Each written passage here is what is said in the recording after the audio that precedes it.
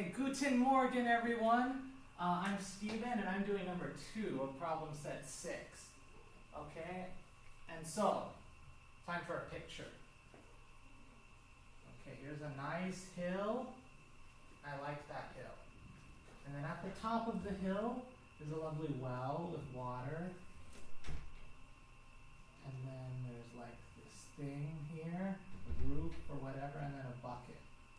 Okay, and so Jack and Jill went up the hill to fetch a pail of water. And they went up the hill at 2 miles per hour. They didn't tell you that in the nursery rhyme. But then Jack fell down and broke his crown, and Jill came tumbling after at 10 miles per hour. Okay, and so what we want to know is the distance between the bottom of the hill and the well. So we just want to know the distance of the hill. And all of this 2 miles per hour and 10 miles per hour stuff takes place over the course of half an hour. So that's a pretty big hill, I guess. Not drawn to scale. And so, knowing this, we know rates, times, and we want to know distance. That sounds an awful lot like the distance equals rate times time formula.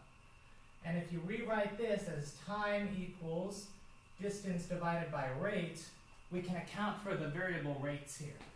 So the distance, which is what we're trying to solve for, is equal to, I'm sorry, the time, half an hour, is equal to the distance, what we're trying to solve for, divided by the first rate, which is 2 miles per hour. This is the way on the way up.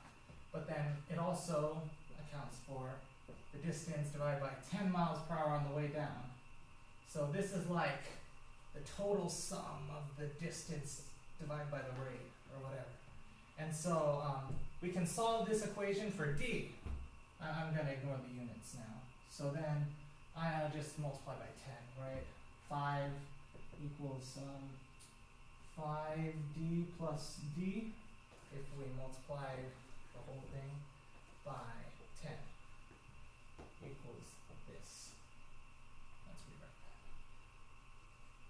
that. 5d plus d. And so that means that 5 equals 6d. So the distance is equal to 5/6 miles, and that's the answer.